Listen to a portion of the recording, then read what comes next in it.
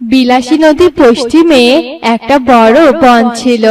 সেখানে নানা রকমের পাখিরা বাস করে। আর সেই বনে একটা গাছে বাসা বেঁধেছিল একটা টোনা পাখি। টোনা তার স্ত্রী টুনি ও দুই ছেলে পলাশ আর পিয়াসকে নিয়ে থাকতো। গিন্নি, ও গিন্নি, কোথায় তুমি? এই দেখো, আমি আমার ছেলের জন্য মজার মজার দানা নিয়ে এসেছি।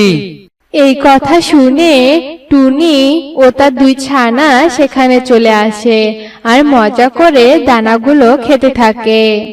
বাবা, ও বাবা, খাবারগুলো খুব মজা ছিল।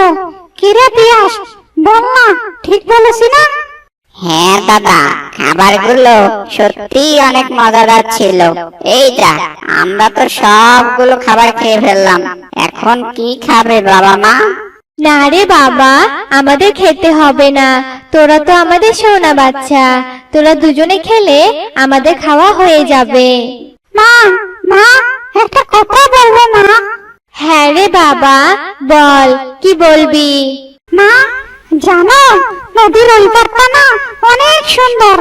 আমার বন্ধুরা বলেছে আমরা তো ঠিক মতো উঠতে পারছি না। মা, তোমরা কি আমাকে ওইখানে নিয়ে যাবে? কিন্তু বাবা, ওখানে যেতে হলে তো নদী পার হয়ে যেতে হয়, আর তোরা তো ঠিকভাবে উঠতেও পারিস না। না থাক, এখন আর যেতে হবে না।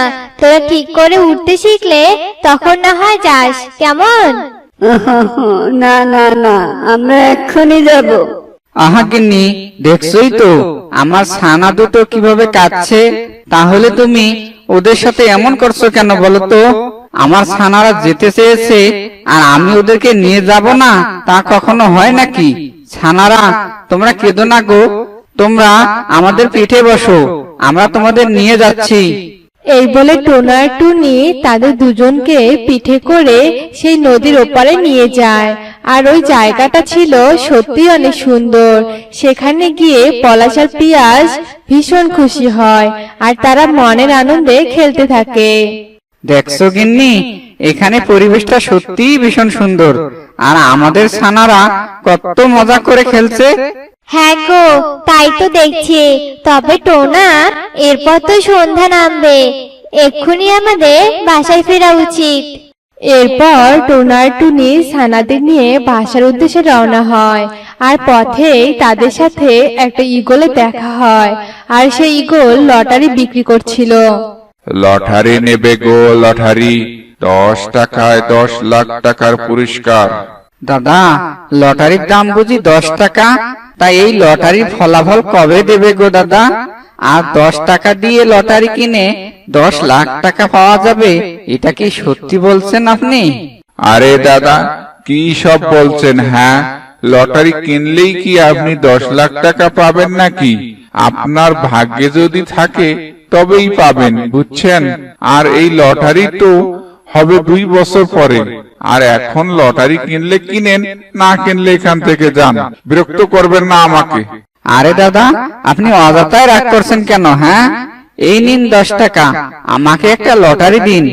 এরপর টোনা টুনি সেই লটারি আর তাদের ছানাদের নিয়ে বাড়ি চলে যায়।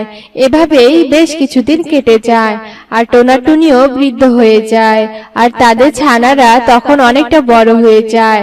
তখন টোনা টুনি দানা খুঁজতে আর বাহিরে যেতে পারে না। পলাশ আর পিয়াস তাদের মা বাবার জন্য খাবার খুঁজে এনে দিত, আর টোনা টুনি সে খাবার খেয়ে তা দিয়ে দিন কাটাতো। এভাবেই টোনা টুনির দিন কেটে যায়। হঠাৎই একদিন পলাশ লতা নামের একটা পাখিকে বিয়ে করে বাসায় নিয়ে আসে। মা বাবা, ওর নাম হচ্ছে লতা, আমি ওকে বিয়ে করেছি। ও মা, তাই নাকি? খুব ভালো করেছিস বাবা। মা লতা, আজ থেকে তুমি আমাদের সাথেই থাকবে। না মা, আমরা এই বাসায় থাকবো না। আর এই বাসাটা তো অনেক ছোট, তাই আমি আর পলাশ নতুন বাসা বানিয়ে আলাদা থাকবো। আর পলাশের সাথে এই কথা আমার আগেই হয়ে গেছে মা। মা বাবা, তোমরা একটু ভেবো না, আমি আলাদা থাকবো তো কি হয়েছে, কিন্তু তোমাদের খাবার নিয়ে একটু ভাবতে হবে না। পলাশের মুখে এসব কথা শুনে টোনা টুনি ভীষণ কষ্ট পায়।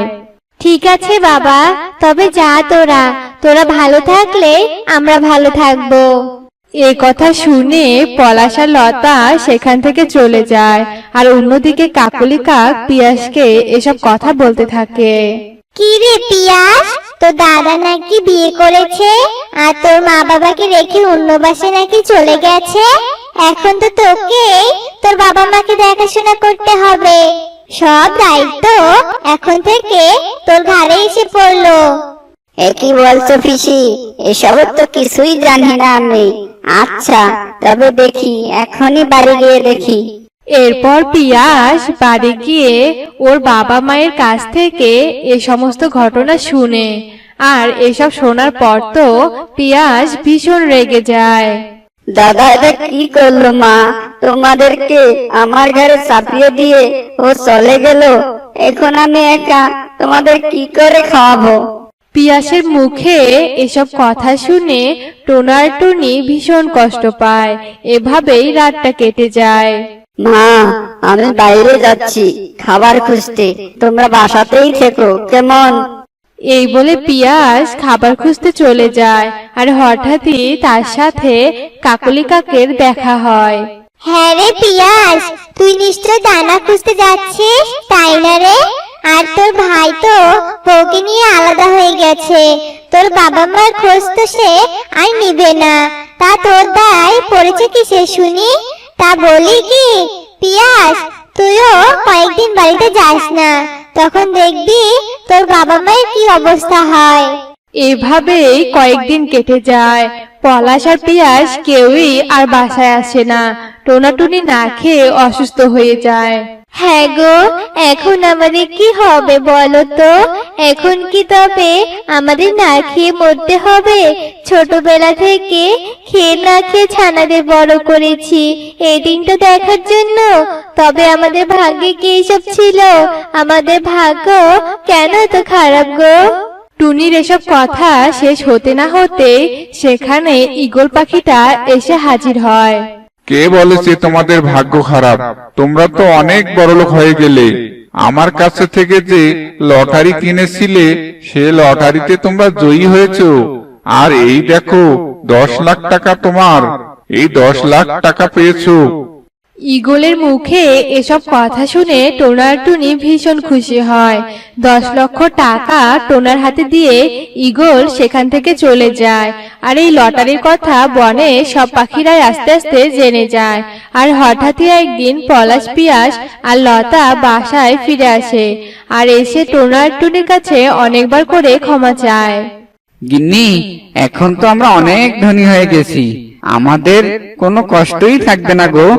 আর এখন থেকে আমরা আমাদের সন্তানকে নিয়ে এই লটারির টাকা দিয়ে অনেক সুখেই থাকবো। কি আর করব বলো, সন্তানরাই তো ভুল করে। ওনারা তো ভুল করেছে, আমরা তো ওদের বাবা মা, তাই না? আর আমরা বাবা মা হয়ে তো সন্তানদেরকে ফেলে দিতে পারি না। টোনার এসব কথা শুনে তারা সকলেই অনেক খুশি হয়। আর সেদিন থেকে 10 লক্ষ টাকা দিয়ে অনেক সুখে দিন কাটাতে থাকে।